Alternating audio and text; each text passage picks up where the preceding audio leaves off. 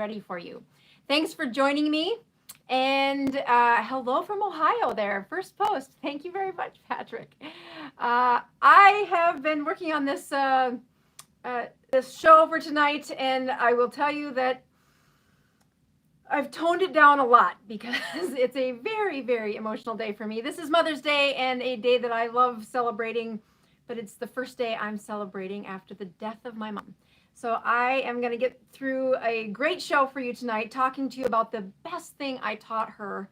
As I look back, and I really thought a lot about her this past week, several things besides Mother's Day were on my list. Our middle son had his graduation party, and when our oldest son a few years ago graduated from high school, we had 4 grandparents, and we've buried Chad's parents, Chad's great grandparents, my parents, and there were no grandparents for the son at his graduation. So as I prepared for that, I really reflected on, there was a tough story there, and I will briefly recap it, but mostly get to saying, what does it do for the audience today, and what is the biggest takeaway that I look at sharing the secret that an internal medicine doctor taught her mother when she was dying of cancer. All right, we're going to do a couple of traditions here on the channel, which is to check some numbers. And as I was getting ready tonight, I kept thinking, I should really drink BHB before the show because my energy is always so much better by the end of the show. And I know it's in part because of I've fueled a little better. We had some other things we do on Sundays, which include playing a board game. The board game had some extra attendees today. My brother and his nephew were playing our board game and had a great family moment as we both said, what's it look like to be on this side of mom not being here? So yeah, that doesn't surprise me. My ketones are not as bad as they've been the last few weeks, but I've had a good week as far as sticking to the plan, and my glucose is 94. Sundays do mark the start of my fast, so you'll see me on Instagram showing you what my numbers look like throughout the fast. Many of you join me on that fast, so thank you very much, and I hope you find a sense of community in just having someone else out there that's fasting with you. I'm just using a little of this, and we'll be drinking that throughout the show, and check my ketones at the end of the show. As I mix that up, I'm going to read out loud a couple of fun things that I want to say thank you for. And I think the other saddest part about this week is my trusty helper, Jack. I don't know if I'm going to be able to get that close enough. We might do that a different way. I'll just read it to you at the beginning. I have some slides. We're going to have to get it a little closer for it to work. My helper, Jack, has moved across the country.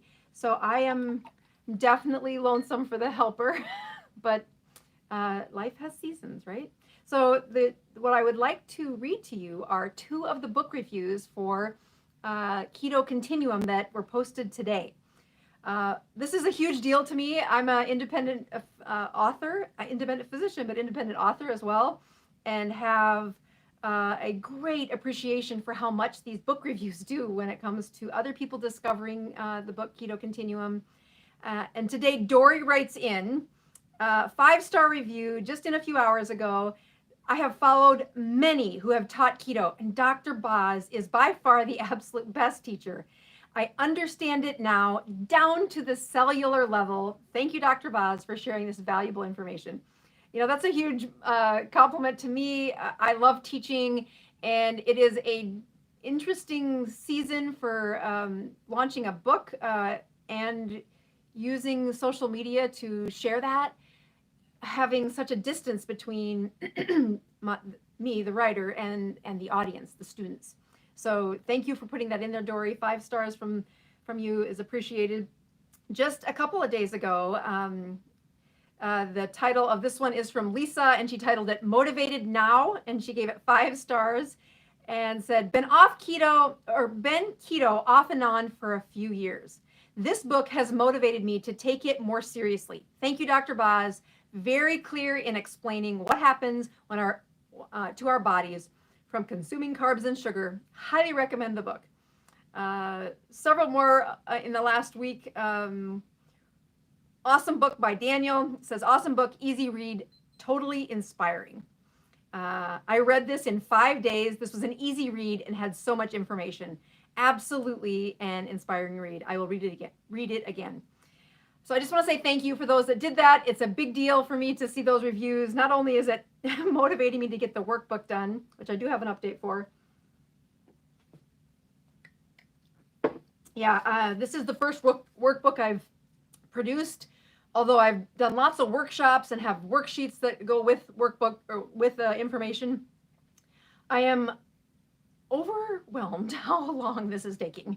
So I do feel confident that we are going to shore this up in the next couple of weeks, because I've cleared my schedule again to say I have got to get this workbook done. I thought it would be so much easier. I had gone through the book several times. The information's obviously very clear in my head. I had these charts pretty well done. And then it's like the slowest process to do this workbook. So I assure you that it is closer than it's been. And I have carved out, I've actually canceled patients for several days in this next week with these strict expectations on my schedule to sit still and finish this workbook. So for those of you that have been kindly waiting, I am getting there. And I have a couple of fun things that I hope you stick around for till the end, because I think you will be interested in not only me answering some questions. I have a shorter lecture tonight. Again, one that's, like I said, near and dear to me. It's about my mother, but one that also is not as long as I've done in the last 3 weeks, where I've put a lot of extra slides in. And although I get great feedbacks from that, it does take away from the time I have from questions. So if you've got good questions, I'm looking for some to focus on tonight.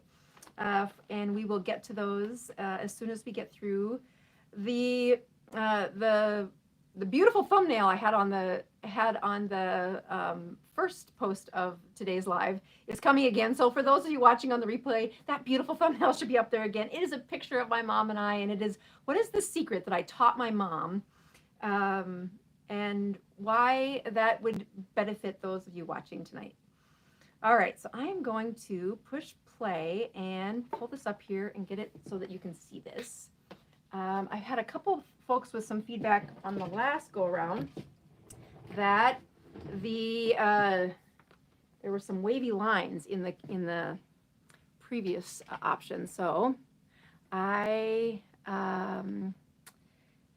will see if I can do this. I just also want to, I'm trying to not have it the whole screen, but have enough where you can see it. Let's see if I can get this a little closer. Oh, my head gets pretty big by the end there, huh? All right. I think don't give up on me yet. I will get there. A little bit. There we go. Pat Vog, I actually appreciate that. He says curriculum development is painfully slow. The fact that you're actually that you can work while finishing it is and using it while I finish it is a good sign. I'll be honest, I'm really excited about what the workbook will do. I have people saying, "Can I be your patient?" And I just keep thinking, if I get that stinking workbook done, you don't need to be my patient. You can have your doctor do this, which is really what I'm trying to do, is increase the use of the information and make it easier for other physicians, other practices, folks that haven't slowed down and been a little nutty on how much time I've spent studying this, really trying to make my clinic all about a sustainable healthcare that, you know, sounds good and cliche, but I am 100% serious that we should all be using this to reduce the chronic inflammation in patients. You're going to hear about that tonight. I do want to start by saying this is my sister-in-law, Michelle, who is the star of our documentary. So if you haven't been checking that out, those shows come out on Tuesday. We try to give you a bonus episode each Thursday. We are counting down to the end of her documentary, which is in a few short weeks. We are planning a live here on Sunday night to follow up with your questions. We are reading all the comments, wondering where it is that people have found great amounts of information and really do seem to understand what the curriculum we're teaching in Keto Continuum is. Michelle would be an example of what I would do with a patient in my clinic, and has just been genuine and heartfelt and honest about being in front of the cameras as you measure waistlines, check blood pressures, drink salt when that sounds counterintuitive if you've been a nurse for 20 years, 30, 25 years. So if you want to follow her closely, she does some things that I do not do well, and that is she talks about what she eats. I do a lot of addiction recovery, and as I look at the rules that I've just can't surrender, one of those rules is to not flaunt what some people are addicted to. I don't think this is a censored word. I think I can say this, that food porn is real. And as I look at people struggling with recovery, I really look to not focus on the food, but the chemistry and the process and the psychology of why they're having a tough time limiting their food. I've been scolded by many of you saying, "Why won't you write me a menu, a very scripted menu?" And I'm like, that's just not how it's going to work if you're looking for long-term improvements. The food guide that we have really been trying to get out to other providers as well as anybody who's teaching keto, we still think is a great way to start the keto diet. Don't read a bunch of books. I would even say click off the YouTube, look at the basics of 20 carbs per less and use the food guide. But if you're looking for specifics, Michelle does a much better job of say, what do you actually eat? And so if you want to follow her, we are now at 524 followers. I don't know if you can see that. It's kind of a little, I'm gonna have to get my thing a little closer for the next couple slides. But that's great. That's you guys. We started out with 3 a couple weeks ago. We are looking to get her to a higher level of followers so that she can have just a little more penetrance throughout the world of keto and giving them some influence as well. So follow her along. That's a big help for the channel.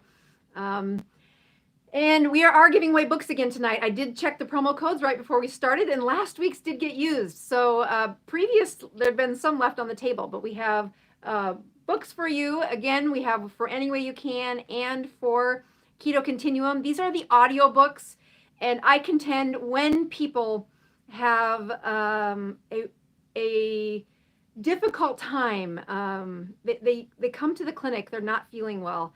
Asking them to read a book can be difficult, but the audiobook is a great story teaching the science. You kind of accidentally learn about it. I think the story in Any Way You Can is much more compelling.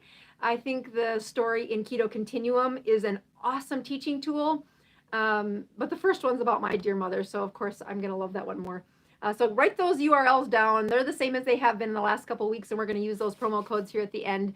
I have a couple of important things that I hope you get from this lesson. And that is when I try to come up with what the scripts or what the shows are going to be out about each week, I'm a little selfish. Whenever I want to study something, I think it's a great way for me to solidify what I'm looking at by studying it and using it in the slide deck. And so if I've been noodling on insulin resistance, or I have a great plan that I want to teach more about what a hemoglobin A1C really does look at and how it works and why you should care about it. Those slide decks are great. As I put a slide deck prepared for today, I did not realize it was Mother's Day till about several days ago. And I then used your comments to say, what are you guys talking about? What are you guys looking at? Which is part of what helped me kind of script this lecture. But I also wanted to know, as I look at the audience, which you're absent to me, but I can only see a little screen of myself, which is so weird. I wanted you to take this poll that was on our on the channel as well. So as I look at the Dr. Boz poll that I posted a couple hours ago, it says, how many of you have introduced keto to others? How many people have you introduced keto to is the question, actually. And several of you have answered. I am actually really impressed.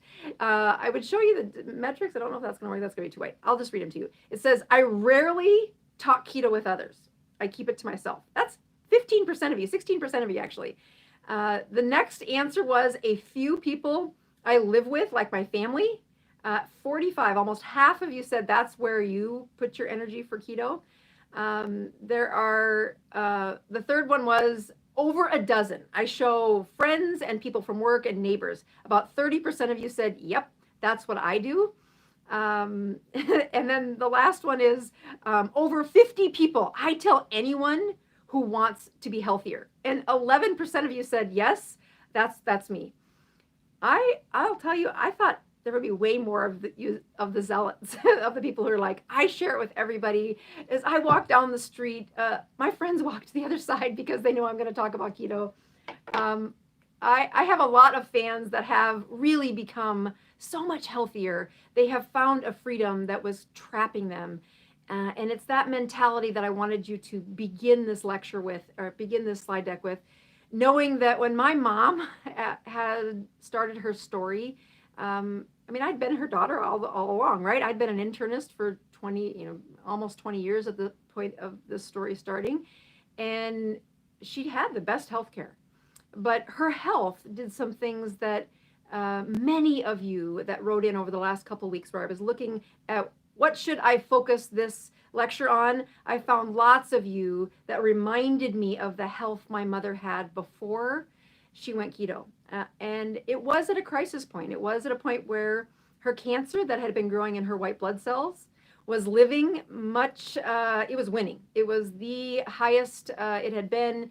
The round of chemotherapy that she was being asked to do it had already erased a bunch of her energy, her immune system. She was probably 70 pounds overweight, and her brain was like close to a zombie. This is a beautiful picture of her at the end of when I wrote Any Way You Can. I think she was even healthier over the next couple of years as she really took that secret and played it out even further. If you recall, for those of you that have read the book Any Way You Can, she did what we did, I think what many of you do, which is we dove into keto, and she did great, and then she reached her goal, and then she fell off. And it's in that quick burst that we find lots of people starting the ketogenic diet, thinking it's for weight loss, thinking it's for maybe some better energy. And the secret that I want to make sure you hear at the end of this podcast is what really has sustained her. I'll give just a little bit of backstory. I know many of you heard the story. It'll be the 2-minute version of my mom. She had something called CLL, chronic lymphocytic leukemia, and her white blood cells, 1,000 to 1, really worked at the day the story starts. She had so many wrinkled and torn and defective white blood cells in her system that the good white blood cells couldn't get where they needed to in the first place. The signaling of white cells was so noisy that even when an infection was real, her body couldn't recruit those white blood cells to come to the place in her body that needed healed. Everything in her body was soaked with insulin. She had tried everything I told her, which was a standard American diet with exercise and limit your eating, and she was awful. She was in an awful state. The day that the story starts in Any Way You Can, or at least the first chapter or two, is she was given the bill of health that she needed chemotherapy again, and she refused. She's like, I'm not doing that again. She didn't tell her oncologist that. She told me. She just kind of nodded to her oncologist. And as we headed down the stairs out of the oncology appointment, I got to say the words to her, Mom, do you trust me? And she kind of flippantly said, of course I trust you. And I'm like, with your whole life. And I'd been studying the ketogenic diet. I knew that it would help her. I just didn't think she would have the strength to do it. I knew she couldn't do it alone. And I said, let me show you, if I had cancer and I was in your situation, let me show you what I would do. And we drove to the farm, which was 100 miles away from the doctor, and we started the ketogenic diet that day. The rest of the story is in the book, and we are going to give you a brief reminder of what do you think the secret was that I told my mom. So when I first kind of entered into the ketogenic world, this is 2015, where there was not a lot of information about the ketogenic diet and cancer. There still is limited, but there are really good studies out there looking at which cancers are very glucose dependent.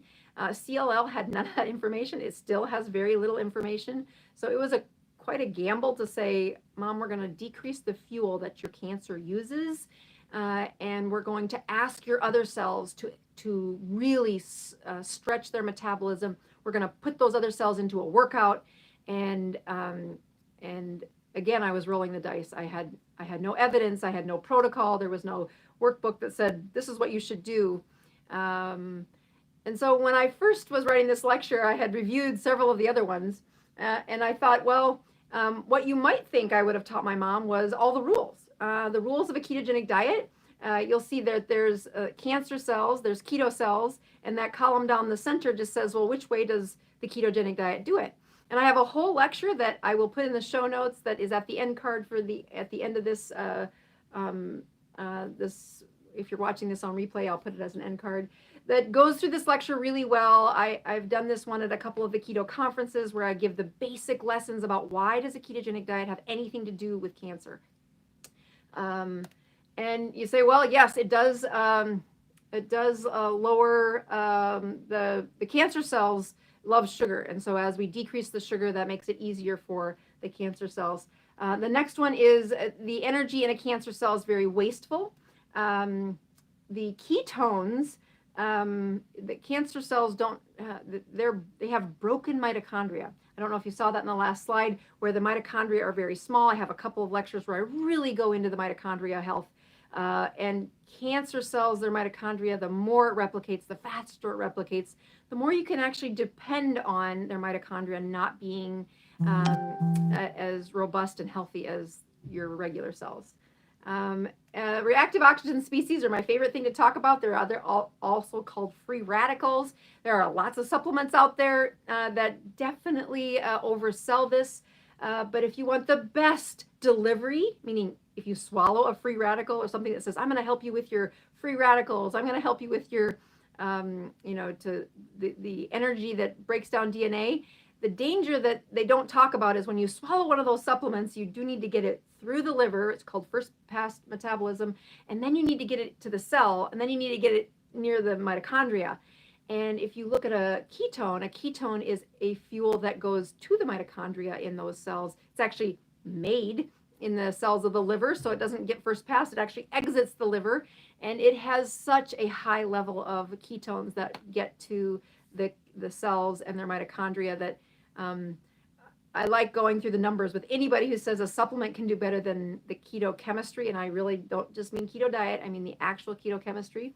And then finally, I like to point out that if I was looking and kind of guessing what would I have taught my mom, yes, these cancer things are really important, but I didn't actually really solidify all this in my mind. I had little notes for me, but her brain was not working well. Teaching her about mitochondria and cancer was completely ridiculous at that time. We were just learning, helping her see what is a carbohydrate. What do you mean I'm going to go 20 hours without eating? Things like that. So this list was not the secret I was telling my mom. The next thing that I talk about is that my mother, in her stages of healing, used a hyperbaric oxygen chamber. She lived 100 miles away from you can actually, kind of like a tanning bed, you can go to a hyperbaric oxygen chamber. You look for ones in your community. You rent it for like an hour. You go in, you hang out in the pressure, and you can get it done every so often. So there were several studies at this point saying that if we could really flex the level of her ketones to Dr Boz ratio, what would be the most important process for ensuring that the cancer cells lost the battle. And that was taking that chemistry set, and then there's other things you can do, but one of the other layers that you can do to really improve a cancer setting is to add high pressured oxygen or hyperbaric oxygen. For anybody who's used these in the past, if you Google them, what the first thing that comes up is if you have a scuba diver who's got the bends, this is how you heal that and get that nitrogen to not do what it can do to a brain. And that decompression is done with high pressured oxygen. It's kind of like the opposite of going up in an airplane. It's like going into a submarine. The pressure is greater, and that pressurized oxygen does different things. When you look at the setting of having a ketogenic state and then adding oxygen, it is impressive to see that the unhealthy cells, the cancer cells, cannot handle that high pressured oxygen, and you find quite a response. So as you see those little oxygen bubbles throughout that's me saying, yes, that was another thing that I taught my mom, that we had her driving. We wanted her, the protocol really says when you're doing this, we want them in that hyperbaric oxygen chamber most days of the week. She lived 100 miles away, so she could stay with me for a while, but that was difficult as well, just kind of her immune system and exposure stuff. And we finally said, how much would it cost to buy one? So we got a prescription. We got her a hyperbaric oxygen chamber for about $5,000, which sounds like a lot, but when you take into account 100 miles each way, 5 days a week, plus the cost of the treatment, we were going to run through $5,000 in about 3 weeks. So she did the hyperbaric oxygen chamber in conjunction with what we were doing for the rest of her metabolism, and found that it was absolutely one of the fastest ways for her to heal from an infection if she got one during the treatment. And we found other ways that our family uses it. I have a little wrestler at home, and if he has had a really tough workout, he'll get in the hyperbaric oxygen chamber. I think he likes it because he can play on his phone, and I don't give him any chores to do while he's in there. So, but there's other places that can be used. I've had lots of you write in saying, what did you teach your mom about hyperbaric oxygen chamber? That was one little thing, but it's not the most important thing that helped my mom go from what I see day after day, which is very unhealthy people. They often look like this in my mind. And I've showed this picture several times. I like to make sure that you see that this is related to the high inflammatory state of insulin. And I think my mother had my mother had a typical story of what I see patients come into the clinic with, which is she had a healthy youth. She had no major medical problems as a teenager or in her childbearing years. But after each child, the health got a little harder to maintain. She was able to get the weight off mostly, and then life really hit. She started to try to, have a job, be a farmer's wife, and do all the things that came along with that responsibilities, have 3 kids and volunteer in her community. And she was pushing her body and then fueling it in a way that really continued to raise her insulin. I can remember the first time I thought, I think my mother has a health problem. She was having a difficult time with anemia, and she was done with her childbearing years, but the inflammation and the ability to just menstruate was causing her in terrible pain. As I look back now, I wasn't even in medical school at that time. I know that what was happening was the insulin state in her body was continuing to rise. That inflammatory process, that insulin resistance was getting worse and worse and worse. Other problems then started to wrinkle up. One of them was she had a knee injury.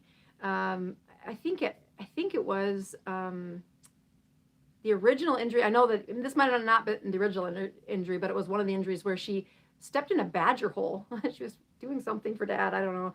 And she stepped in a badger hole, and the knee kind of just really got some tearing into those ligaments. She had an aversion for doing surgery, which I think is a smart thing to have an aversion to, but she got a knee injury. And every time her health got a little worse, that knee injury got worse. The other thing that correlated with her anemia and her other inflammation is the headaches used to be once or twice a year.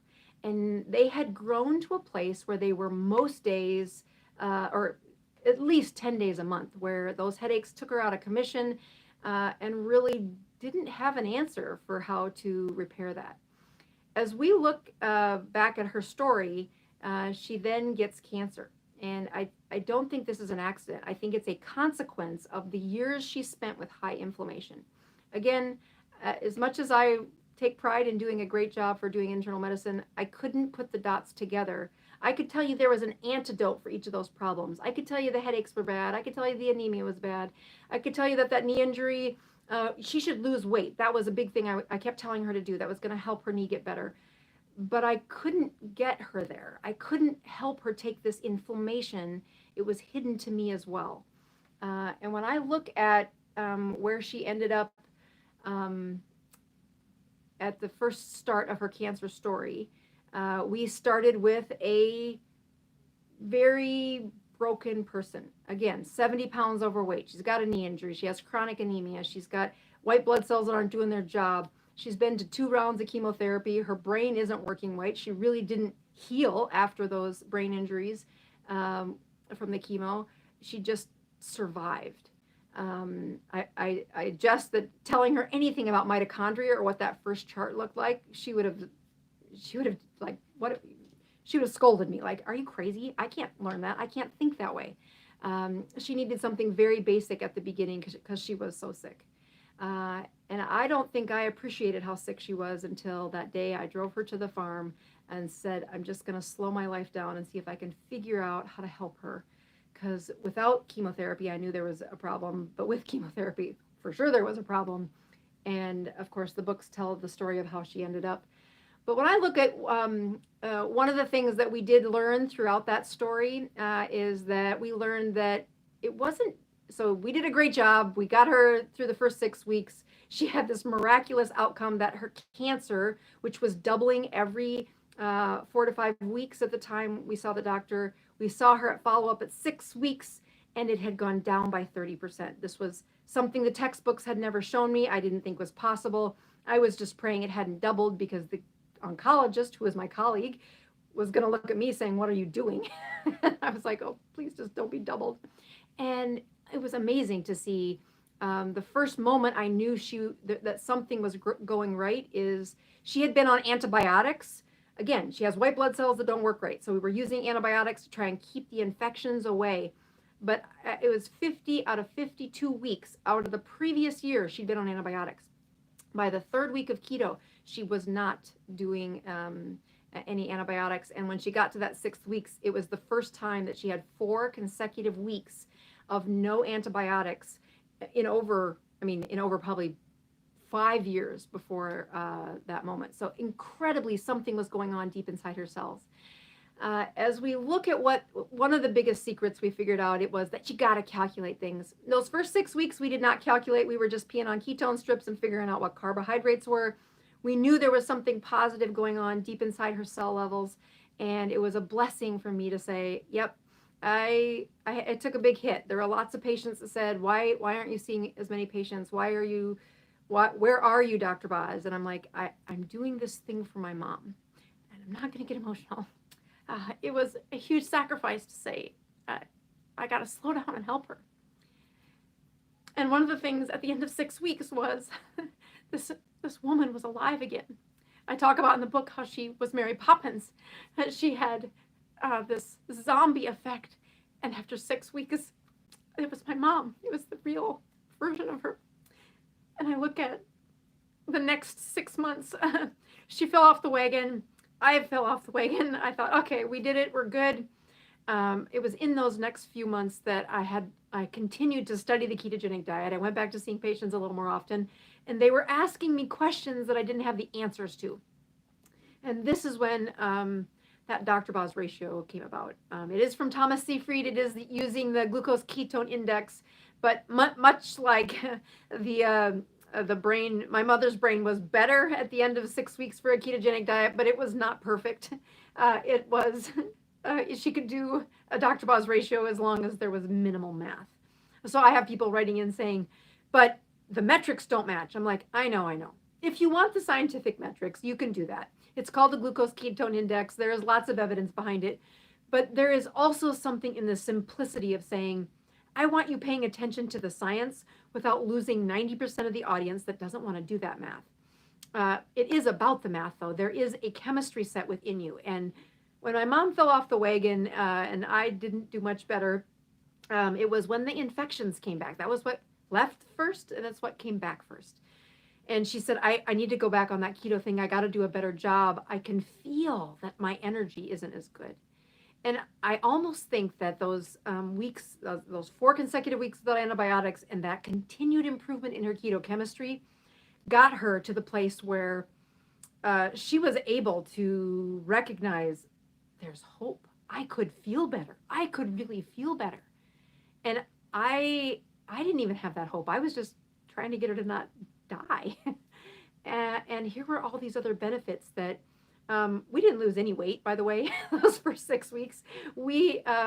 She had some inflammation, but it was, I mean, maybe she lost 10 pounds, but it was such a little amount of weight that neither of us recorded it as real.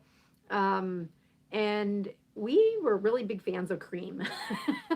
It probably took me 2 years to give up cream the way my mother used cream. But what we were able to do after she felt that initial lift, and then she went off the wagon, and the cloud came back, the slow thinking came back, the headaches came back. Her knee hadn't gotten a lot better yet, but it was hurting her again. And then the infections were back. And, this is before we have a hyperbaric oxygen chamber. This is before all of the other things that go crisscross in her story. And by this point, I am reading, actually, the comment from Ingrid. Yes, I am reading cancer as a metabolic disease, going, okay, this is totally what my mother needs. And as the more I understood, the more I reached out to Dr. Seafried and said, I need to understand this more. And I did teach her the Dr. Boz ratio. She did use that, especially when she had a terrific complication, which was a diverticulus that exploded, which means surgery, except she was in a dangerous place to have surgery because her cancer was flaring. The rest of that's in the book. I won't give you a spoiler alert. But what I like to point out is, what is the number one thing that I taught my mom when she was struggling? And that secret, that super secret, is so easy, but it is the answer. When I have people writing in saying, my mom has cancer, I read your book, I want you to take care of her, the first thing I ask them is, are you keto? Like, no, my mom has cancer, it's not me. I'm like, I know. Are you keto? Because the most important part that I taught my mother was the need for a community. This Sunday night is one version of a community, but what I really mean is that question, the poll before the show. If you haven't answered it, please go answer it. I learn about you that way, and I want to know how many of you are out there creating a community, which means your benefits on the ketogenic diet and your commitment to stay keto will improve dramatically when you tell people about it. And as I looked for a place that I needed my mom's, so I grew up in a town of 800 people, without community, it would be dead. It is a community, that's all it is. And there's kind of a plus and minus from small towns. If anybody's out there, give me a thumbs up if you've been from a small town, because I think they're great in that you know everyone, but they're awful in that you know everyone. And that sense of community, that sense of, I know this person, I know their mother, I know that they lost their father, I know that they're, you know their tragedies and you know their successes. And I always remember when a couple of times when I did some pretty impressive things even to myself, it was almost as important to hear the response of the community. My family was this 800 people that all knew me. They knew my mother, they knew my dad, they knew my grandparents, they knew the whole world. And that sense of community was what she taught me as a way to live a life that's very transparent. I get lots of comments saying, I'm real. The tears a few minutes ago are completely genuine.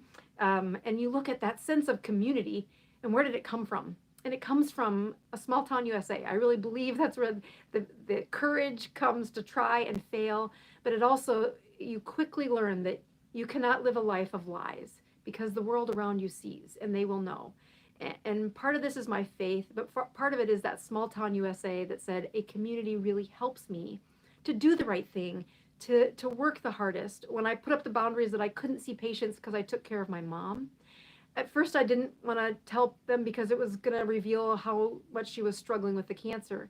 But as soon as I shared, no, I have to slow down and help my mother. The forgiveness from patients that needed to not be as important to me as my mom, it was absolutely what happened. When I look at community for how keto helped her, it was the next layer. Her world in Plankington, South Dakota, did not have they didn't know keto. She barely knew keto. The book wasn't out yet, though. No one there, maybe a couple people knew about keto, but it was really under talked about. She did not have a community.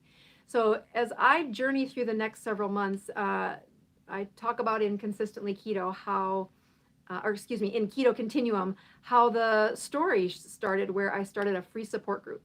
That if you show up on Friday mornings here in Sioux Falls, South Dakota, and you want to be around people who do keto, I want you coming and joining in our group.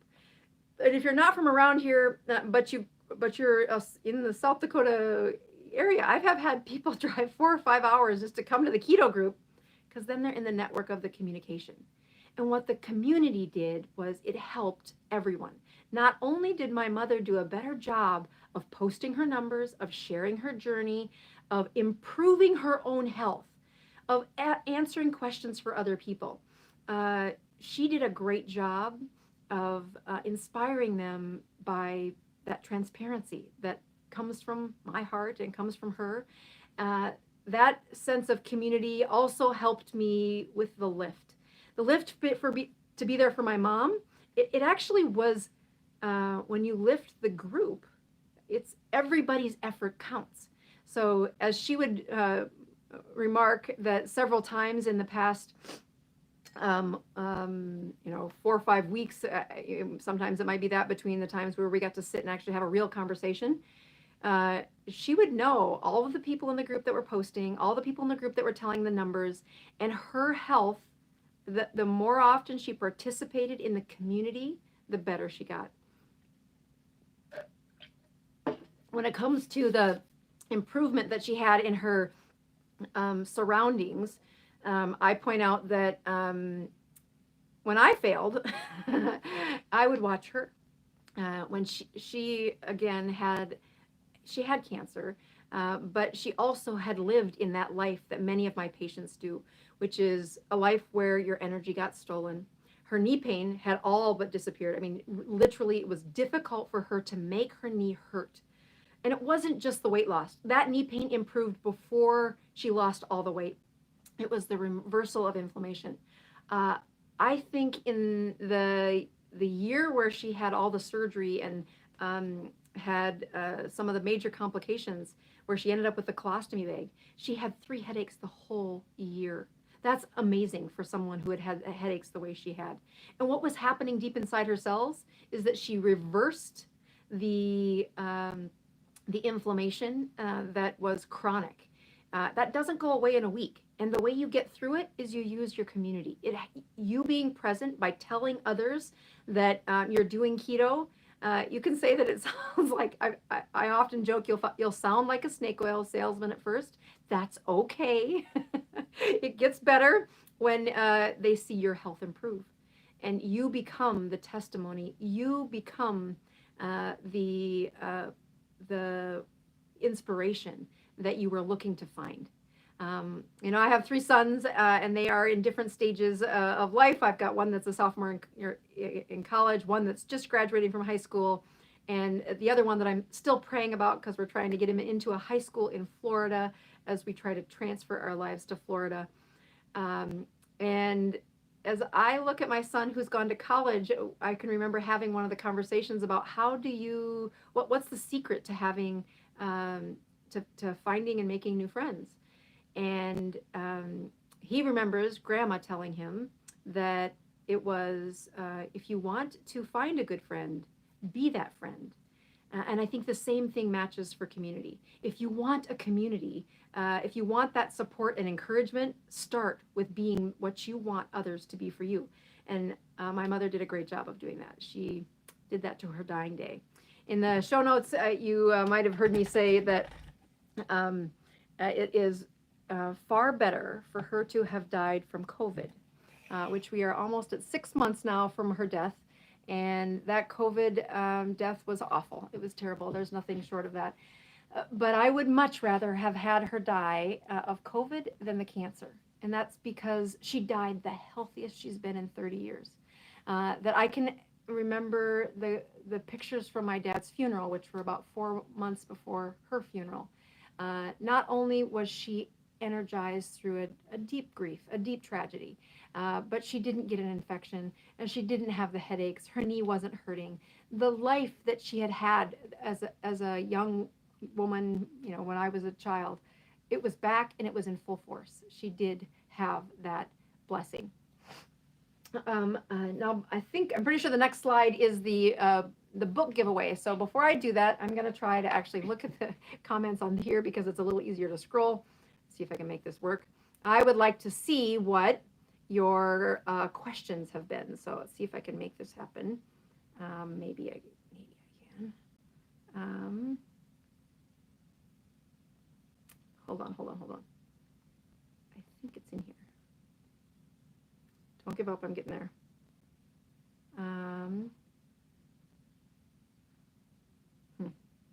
Actually, I'm afraid to push on that. Maybe I'm just going to have to do this the old-fashioned. Oh, here they are.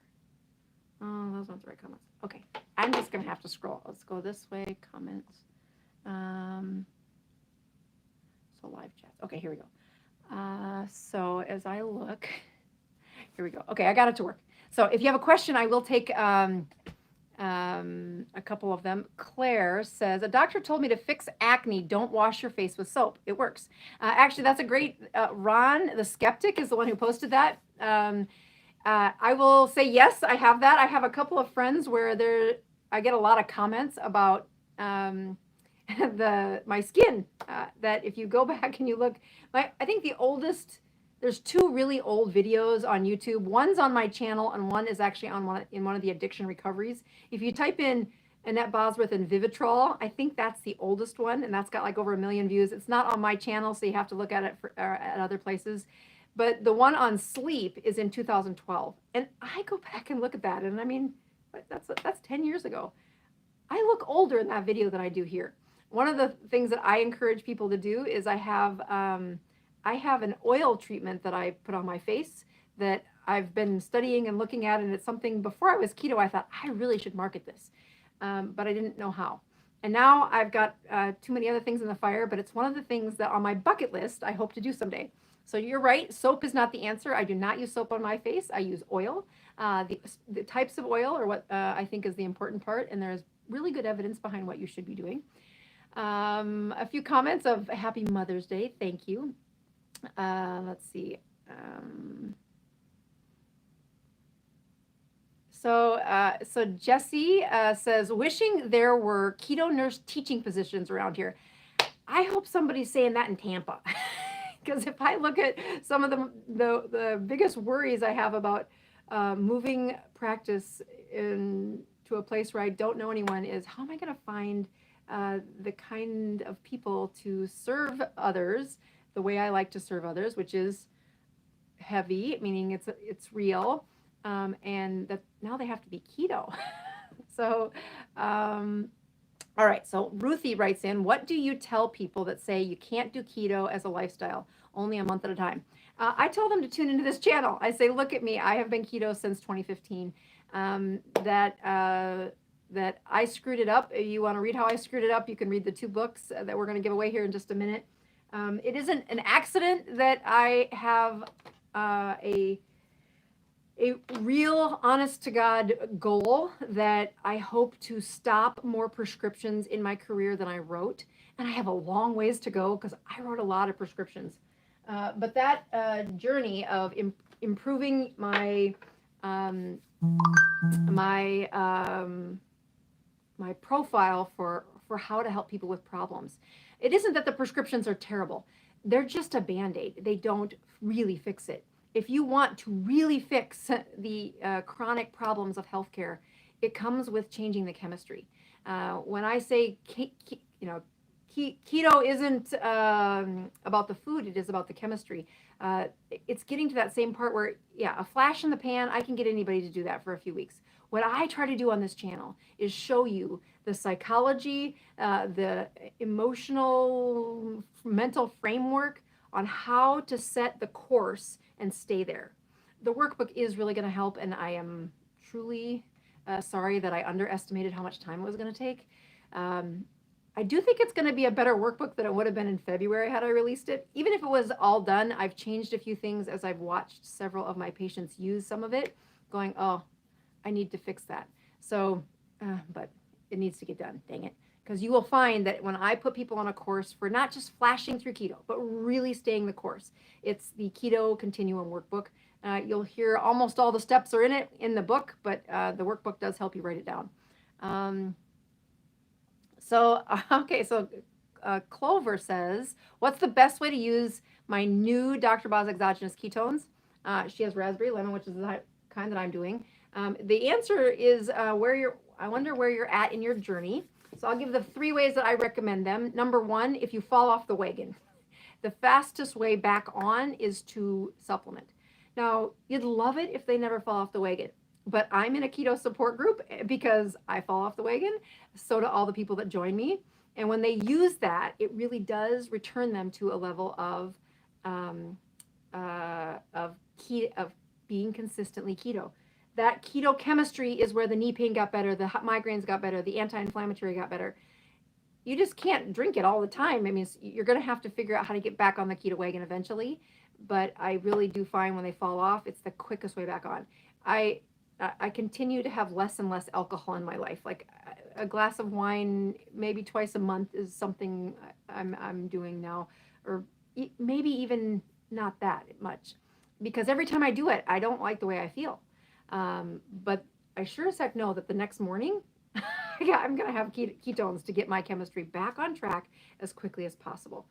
The same thing happens if people go on a sugar binge.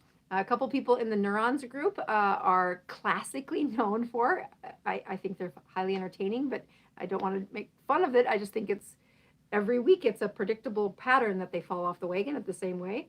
And that makes them human.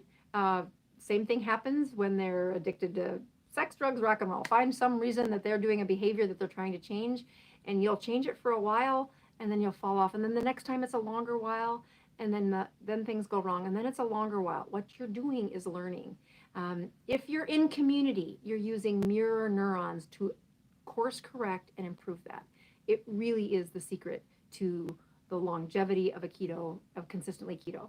If you want to be in our community that's on Facebook, you get in through the Consistently Keto online course. The cost of it is about the price of a doctor's visit, and I promise you it is the best doctor's visit you've ever paid for. A group of people trying their best to use that. The other 2 places that I use the ketones with regularity is any of my insulin-dependent diabetics or type 2 diabetics that have a very high blood sugar. The chemistry shift that they're going to have to go through from standard American diet to keto is immense. They're not going to transition as well. I call this the 200 club, meaning they usually have more than 200 carbohydrates per day. I have them keep track for 3 days, and if they're in the 200 club, I don't have them limit any of their carbs yet. I just want them counting carbs for the first 3 days. If they're in the 200 club, I'm like, slow down. We're going to drop your carbs a little slower, and I want your body practicing using ketones. And instead of forcing your body to do it, which is what I could do if I made them fast, it's what I could do if I pushed them to do, perfect keto from day one. But in folks that have that much inflammation, that have that much chronic disease, I often find a crash, meaning they drop their blood pressure, their magnesium's low, and they get muscle cramps. They get a bunch of headaches. They get brain fog. They get moody. All of the things that I talk about in these books, they happen in super high levels, super high percentages to the people who are chronically taking in more than 200 carbs, and they are chronically, especially if they're already diabetic. I want them transitioning slower, so it's called the 2-week challenge. I have them do ketones for 2 weeks while they cut carbs the best they can, and I give an algorithm for that in the workbook. And then the third one is teenagers. If you are kind of trying to figure out if you can go keto. Nothing more humbling than 3 teenagers. So my teenagers drink ketones when they are keto most of the time, Mom. And on Mother's Day, they just don't tell me. That's okay. All right, a couple of them. Let's see. I'm a type 1 diabetic for 1.5 years and under 20 carbs and still have high blood glucose. Yes, so there's a lecture that I am preparing. You'll like that lecture. It was one of the, this is called Diabetic Keto Rewind, is the person who posted that. Discussing and teaching about insulin resistance, it is not for the faint of heart. It is a very complicated process. I have a couple of administrators that are amazing. They are amazing. One of them has lost over 150 pounds. The other one, I contend his life was saved because he really went keto and stayed there. He's affectionately known as Patrick V. You'll find him inside the Neurons group, and he answers lots of questions. But as I watch his labs over the course of several, we're in a couple of years now, what we're really looking for is how well his insulin resistance is reversed. And I'm telling you, Patrick is the perfect patient. He is more committed. He is more methodical than any patient I've probably ever taken care of. He's got that engineering, got a document, really plots things out. And he just has this wonderful forgiveness for when he gets it wrong and then really tries again. That I think is the pulse of what's in the Neurons group. As I look at Julie Brown, I wonder if you're from South Dakota, because do I know you? I think I might know you. Maybe I don't know you. She's the one who says, yes, I'm a type 1 diabetic. That high blood sugar is high because we gave you insulin. We created that insulin resistance. And it seems like it should go away when they stop having so many carbs. But there is a process of undoing that insulin resistance. And again, I have some lectures in the works for that. They're hard to animate, honestly. It's the hard part. I could talk about them, but I really think the best delivery comes with a few slides that teach it. And now I got to figure out how to do the slides a little better. This worked okay, but you can tell that Jack's missing. I'm going to check my numbers, and then we're going to give away some books really quick. You can go ahead and put your other questions in if somebody else has them. I was going to scroll while I did that, actually. Oopsie daisy. Maybe. Live chat. Oh, you're from California. Sorry. I do have, oops, that one's been used. That one's been used. Well, I will contend. As I look at other documentaries that I was thinking, like, it really has been impressive how many people have learned things that I thought everybody that watches my channel would know this. And that's not true. As they watch the documentary, they're saying, I learned this. And I'm like, huh, they didn't know that? So I have appreciated that when I'm just checking my finger, my ketones again here, my glucose ketones. The reason I do this is to show you that a real product for ketones should raise your ketones. If it doesn't raise your ketones, you're paying too much money for it. They're expensive to begin with. There's a whole bunch of things going on in the supplement world with ketones. Oopsie. I don't think that's going to be enough blood for that one. So here's my ketones counting down. And then here is, oh, I hope there's enough glucose. Maybe.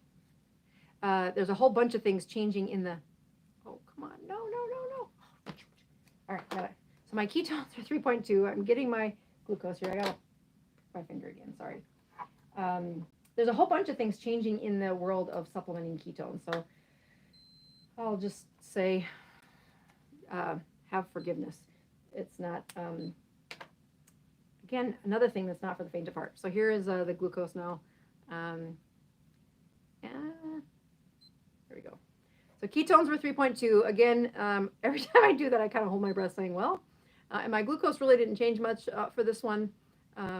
But you can see that when you add ketones, I do feel better. As I was preparing for this, my sister texted me right before the show saying, good luck. I'm like, oh, yes.